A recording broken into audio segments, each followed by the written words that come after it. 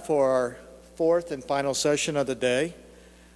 It will be entitled Promoters of the Messages of Love and Light, with the presentation by Luis Lima. Luis was born in Rio de Janeiro, Brazil, in 1990.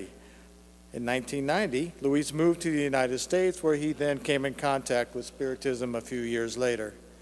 He has been lecturing on Spiritism in both Portuguese and English, and is a member of the Kardec Spirit Renovation Spiritist Center in Coconut Creek, Florida. Luis holds a bachelor's degree in engineering and currently works in the computer network business. Luis's presentation today is Matthew, Mark, Luke, and John.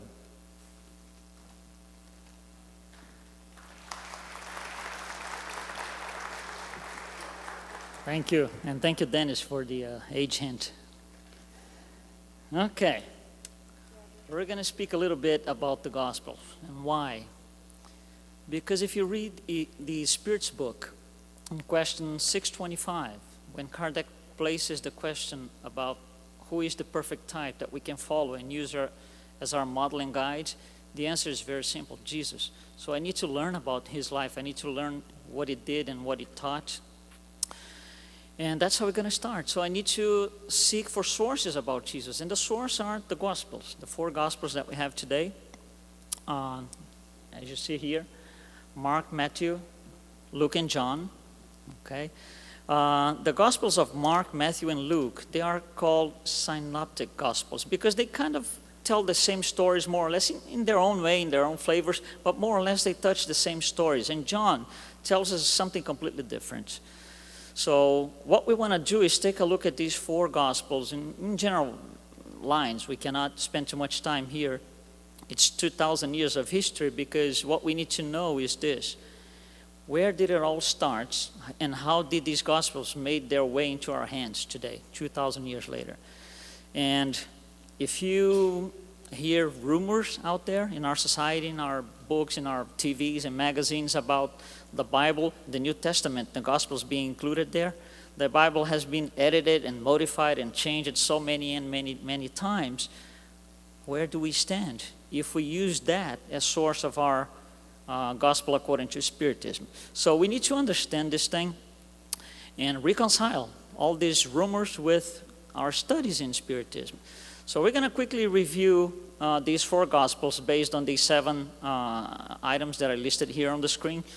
Really quick, the purpose today is not really go deep in history in these Gospels, but we need to have a broad understand of what they do, or what they did, and what they mean to us today. So if we look at the authors of these Gospels, this is the historian's view. That's what historians and scholars have found and what they passed along to us. So this is purely coming from scholars. When we get to study about the authors of these 4 Gospels, there is no agreement on Matthew and John. Not all scholars think Matthew is written by the apostle and John is written by the apostle. So I listed this as unknown. That's all it means for us today. We don't need to go any further. That's not the purpose today. When we look at the dates of these Gospels, we can see that they are this is the historian's view again. They're kind of progressive. One comes after the other, and so and so and so. And the dates are listed here for you on the screen. The next thing there's a general agreement among scholars about the language that they were written. Most of them are in Greek. Okay. The next thing that we need to look into this Gospel is the audience. That's where it starts becoming more important to us. When somebody writes a book, even today, they write with a particular audience in mind. These 4 people, whoever they were, they had to go through the same process. I'm going to write a Gospel. I'm going to write the good news. Who is going to read that? What is my audience? So if you look at the screen here, Mark is writing for the Romans outside Judea. Those are pagans, but very close to Judea. So they know a little bit about Judaism. They're not Jews, but they know a little bit about it. Matthew is a very Jewish Gospel. It is written for the Jewish community. So they understand what's going on, their habits and everything else. Luke is written for the Greeks, the Gentiles, completely outside Judea, nothing to do with Judaism whatsoever. And John is written for the new generation of then Christians. They're already being called Christians at this point because it's a later gospel. So just by looking at the audiences here, these 4 people are writing to 4 different groups, completely independent, I would say. They're not writing for the same people. They're not targeting the same audience. The next thing we need to look at is what is the highlight of each one of these Gospels. And on Mark, it is kind of clear that Jesus is always teaching the apostles, and they kind of don't get it. Jesus has to repeat and make himself clear. So Mark focuses on teaching to the apostles so they can pass the message along later on. Matthew, because it's a very Jewish gospel, it focuses on what's important for the Jews. One thing that is very important for the Jews, still to this day, is their history, their ancestors and everything else. So he starts with a full-blown genealogy of Jesus. The Gospel of Luke talks about the segregation between Judaism and Christianity, or Christians to be. They were not Christians at the time, but he portrays that separation. We're walking out of something else. We're implementing, like, let's say, a new line of thought. And the Gospel of John is a more spiritual gospel. In his gospel, there's not really narratives. It's more like stories and different views of him. It's more applied to the spiritual level, not so much physical. Now, every one of these writers, like anybody who writes a book, has a style. And the styles are different as well. Mark is very dramatic. He uses figures, very dramatic figures, especially when he's going to narrate the crucifix at the end of his gospel. He's very dramatic. He makes use of very strong images to pass his information along. Matthew, like I said, is the most Jewish of all these gospels. Luke is a very professional gospel. It's written in a very professional way. He looks like a professional writer. So it makes it very friendly for us to understand because it has a style, a professional style. And John uses a lot of symbolic illustrations. And the last thing is how each one of these 4 writers portray Jesus. What do they say about Jesus? So Mark portrays Jesus as a very enigmatic figure, but also a hands-on person. He goes in and does it and shows with his own body, his own hands. He's a hands-on person. Matthew shows him as, again, it's a very Jewish gospel, so he shows him as a master. The one that, like Moses, that goes up the mountain, puts a sermon together. That's what he portrays. Luke portrays as a very prophetic and perfect figure. And John portrays him as a more serene but full of authority type of personality. So when you look at these 4 things here, obviously, it becomes obvious that these are completely different 4 things. Like 4 different books that are completely unrelated, which makes a lot of sense. If you look at this map, this is a map, an estimated map from the year 200 after Christ, showing where these gospels were being used. And it has to do with the fact that the audiences were different, just like we just said. So if you look at, for example, Luke, which is in the black color, he is like in Greece, modern-day Greece.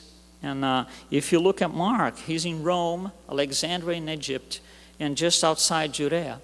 So each one of these things, each one of these 4 gospels was spread to a different geographical area within the empire. So within the empire, which you can imagine is huge, especially because way of communicating was not as easy as it is today. Obviously, it was mostly traveling on foot or something like that. But if you look at this, people in, let's say, Rome did not have any idea of what let's say, John was saying, and vice versa. So the empire was kind of having different lines of understanding about the message of the Christ because the 4 gospels were different. Now, I said in the beginning, these are synoptic gospels. How do they interchange, right? Mark, Matthew, and Luke, they kind of tell some of the stories are the same. What is this interaction like? This is what the historians, we're still talking about what they tell us. They think that Mark feeds a lot of stories into Matthew and Luke, meaning Matthew and Luke report a lot of stories that Mark had told previously. That's their understanding. Not only that, Matthew and Luke have a lot of stories on their own. They're not in Mark. But there's something interesting. There's a lot of common stories in Matthew and Luke, but they don't come from Mark. They come from something else, or someplace else, or some other scripture, some other manuscripts. Those were never found. So scholars decided to call this supposedly manuscript the Q. Q is a German word for Quelle. Quelle means source. And this is a written book today. You can go out to a store and buy the Q. Q is called the Lost Gospel, which is a hypothesis. It's something that came up in 1832 when the scholars in German were studying all this, trying to understand how these Gospels relate. And they came up with this idea, well, maybe there is something that we're going to call Q. We don't know what it is. We haven't found yet. But it's more likely that it ever existed because of it's so amazingly, they tie together these stories. If that Q ever existed, it would never have any narrative. It would be just sayings of Jesus. You know, type of Jesus said this, Jesus said that, and it goes down line after line. That would be this Q. And this is 1832.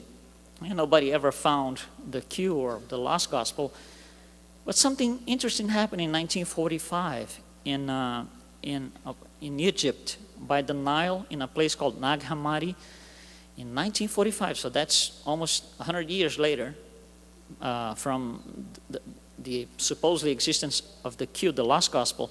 They found a lot of books, a lot of manuscripts. You can see the picture here. This is actually the original picture on the left side of your screen. They found a lot of books. And they started, looking at these books. Here's the list of all books. We're not going to talk about them. But one stands out. One of these books stands out, and that is called the Gospel of Thomas. Why does it stand out? Because when you open this Gospel of Thomas, when they went to start translating and understanding what it was a collection of 114 sayings by Jesus.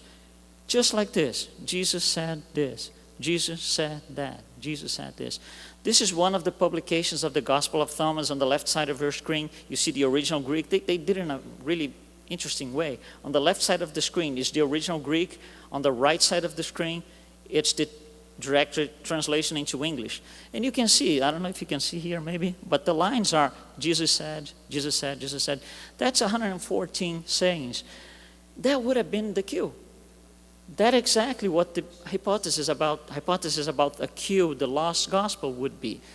So that is an incredible match. It is really something, to say the least, is very fascinating, I would say. That's what the historians tells us, scholars. All right, now let's go back to our side here, Spiritist. What is the Spiritist view on these four Gospels? Do we think exactly the same thing?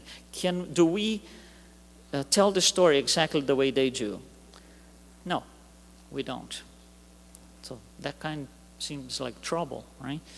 If you read the Spiritist literature that touches or brings out historical facts, and some of them will have dates, things don't match. If you're reading Paul and Stephen, Emmanuel, the Spirit Emmanuel, declares that in the year 35, there was a Gospel of Matthew. And there is other literature, not by Spirit Emmanuel, by other spirits like Amelia Rodriguez. They have a lot of references and dates, and they don't kind of match what the historians tells us.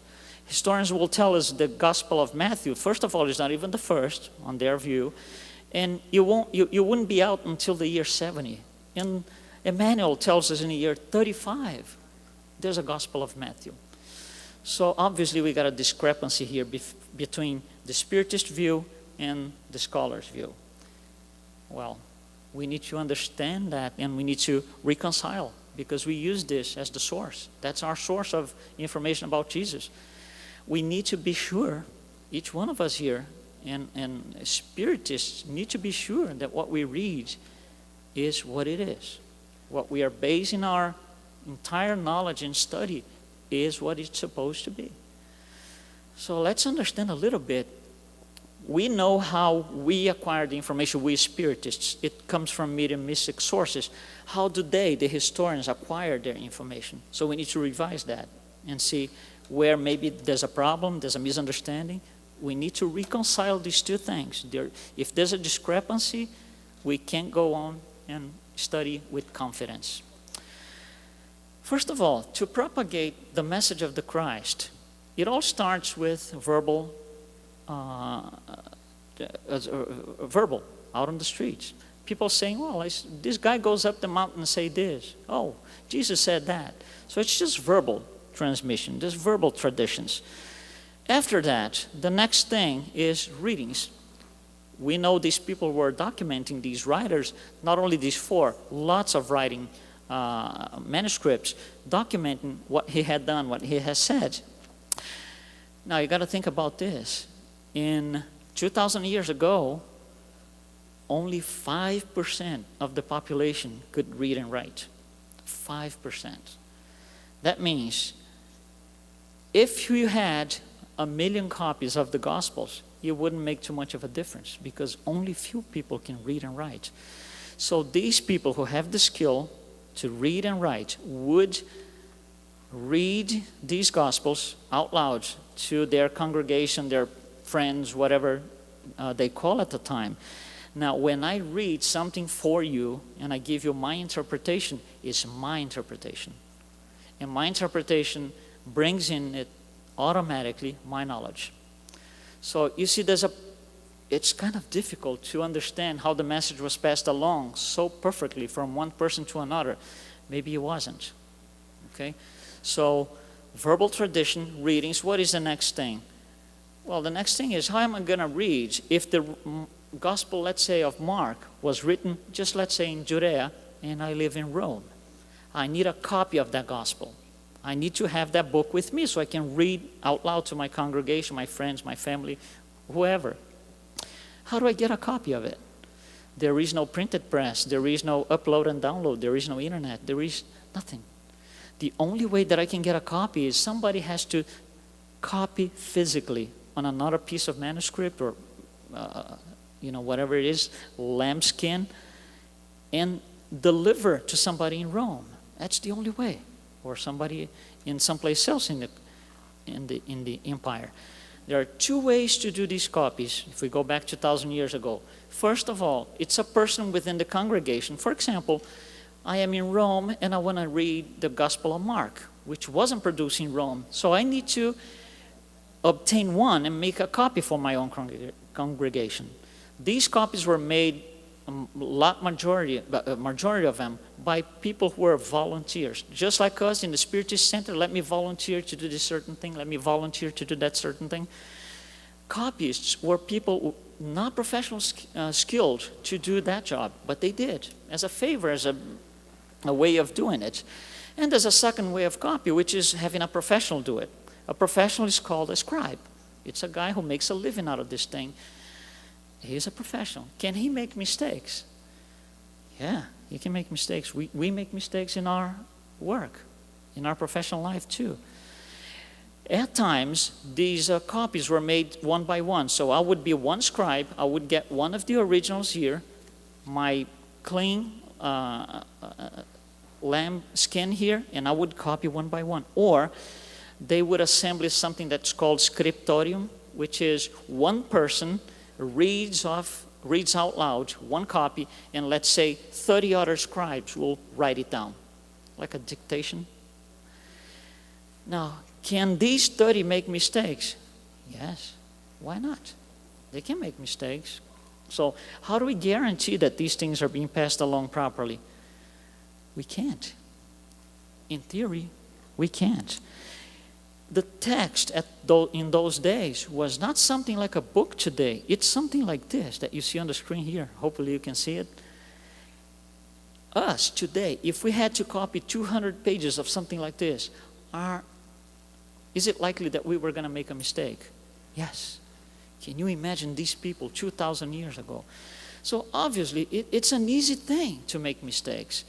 And these Gospels are being reproduced and being changed all the time, because of all these problems. One interesting thing that I like to always present is this. In the book of Revelation, not that the book matters to us, but look at what the author says. He puts a threat that if somebody changes this, he's going to get, he's going to be punished by God. That's in the book. That means it was bad. Copying manuscripts was not something that was trustable at the time. It was a known problem. And then we go into history, and throughout the years, a lot of things happen. And the first thing that catches the attention is in the year 140, one bishop called Marcion, he decides that, well, there are too many manuscripts in too many places. The empire is too big. Let's try to compile one set of books, and this is going to be the set of books. We're going to distribute this throughout the churches and throughout the empire. So he puts his own list, and his list is only composed by the 10 letters of Paul and a modified version of Luke. And the modified version is, he himself, Marcion, did not believe in the God of the Old Testament, so he got the Gospel of Luke, removed any reference whatsoever to the Old Testament, and he said, this is the Gospel, this is the canon, which obviously, didn't make it their way into our days today. He was excommunicated. But that brought something else, which is, wow, we're having trouble here. People are not copying this thing properly. And if we go through the years, there was always a worry about copying texts. In the year 180, Irenaeus suggests that we need to establish the 4 canonic books. And these books have to have the authority. They have to be genuine books. The year 331, Eusebius of Caesarea was ordered by Emperor Constantine, which had made Christianity the official language in the empire. So he built 50 churches, and he said, we're going to have 50 new Bibles, 50 new copies of these manuscripts. And these copies were made, but from which original? That's 300 years later. We don't know if the originals used for that purpose were the originals. We don't have the originals. The oldest thing we have today is from the year 200, and it's not even complete. Then it goes through time. In the year 365, Athanasius tries to compile what today is known as the Bible, the 27 books of the Bible. And up to this time, 382, all of this was all in Greek. But the western part of the empire didn't speak Greek, and they were complaining, I need my translation, I speak Latin. So Jerome was commissioned by the Pope to do a Latin translation of the Bible. That's when the first Latin version comes out, 382. That's 350 years later, after all these copies in Greek, and then you're going to translate something into Latin that we don't know if it's even original. Until 1455, when Gutenberg invented the movable type, and then we have printed press. So for 1400 years, we've been copying manuscripts hand by hand, one at a time, with all possible mistakes and troubles and problems. Right after the press, the first book that was published after the press by Gutenberg was the Latin Vulgate, the Latin translation of the Bible. But the people in the Greek side said, well, now I want the same thing. So there were a lot of efforts to do translations on the Greek, to do printed Bibles, not hand-copied, but printed Bibles in Greek language. And then only in 1550, that's curious, only in 1550 is when somebody had the idea that copying those texts that you saw was complicated. We should probably break down in parts. And he broke down in what today we know as chapters and verses. So we copied these things by hand for 1,500 years, that way, being that difficult. In 1707, John Mill comes on board and he said, I'm not going to do another translation. We have too many. I'm just going to try to compile a list of differences so somebody else can work on the differences between all these manuscripts through all these years. And in doing so, he found out we had about 30,000 discrepancies or differences in between manuals. That's pretty complicated. We had 2 lines of Bibles, 2 different paths that we obtained the Bible. One came from the Latin Vulgate, which is the Latin translation, but another comes from the Greek translation, and they are different. If you look at them today, they are different. They have different translations, different sayings. Some of these things are not compatible with the other one. Besides, when you go out of the Greek into Latin and from there to any modern language, you're going through at least 2 steps of translation, from Greek to Latin, from Latin to English, French, Portuguese. So translation introduces another layer of potential problems. Of course, the vocabulary, for example, can complicate things. For example, when I say my friend, you don't know if it's a man or a woman. But if you're going to translate my friend into a language that demands that the word assigns if it's a man or a woman, that could be trouble depending on the circumstances. So all of this complicates things. Okay, so now we know how these historians, these scholars, got their information. They got their information by finding from archaeologists all these discoveries, and through time and all of this, all these older manuscripts, trying to accommodate which one is better, which one should be right, this particular manuscript or this one, making all these decisions throughout all these years. For us, how do we reconcile that? Well, it's kind of easy now. We are not looking at the same criteria. The criteria that they have is not the same that I have or that we have, we Spiritists have. If you think about this, they have to rely on hard printed manuscripts that we don't have. The first complete manuscript of the New Testament that we have is dated 1200 after Christ. Anything prior to that are fragments. The oldest fragment that we have is from the year 200. And it's from the book, the Gospel of John. And it's a 1.5 by 2 inches fragment. That's all we have. So they don't have the same source that we do. They don't use the same thing that we do. Now, think about this. We have our information from mediumistic revelation. They have theirs. It doesn't mean that I'm right and they're wrong. It just means they do what they can with the information they have. It doesn't mean that they're wrong. It's their source. They can't go back in time. They can't go any further. Where does that leave us? Because now I know there are problems in the translation. What we have in our hands today is not necessarily what John or whoever the author is wrote on manuscript, what Matthew did. Okay? When you go to study Spiritism, you open the Gospel according to Spiritism, the first phrase, you open the book, page number 1, Kardec starts the book saying this, right there on the screen. The Gospel can be divided into 5 parts, and he lists them. Okay, the events of the life of Christ, the miracles, the prophecies, the world taken by the church, and the moral teachings. And here's what he says. The first 4 have been object of controversies. That's the 30 minutes that we spent here talking about, the first 4. Nobody ever said anything about the 5th. And the 5th is the only one that wasn't changed. 100% of the scholars agree that number 5 was not changed. Does he give you what you need to study the gospel? Completely, with confidence. Don't doubt. Clear off the problem with the scribes and the copyists. Go to the next level, which is morality. Above that, there's Jesus that made it happen. And above that, there's God that brought us all together here for today. Thank you very much. Enjoy the rest of the day.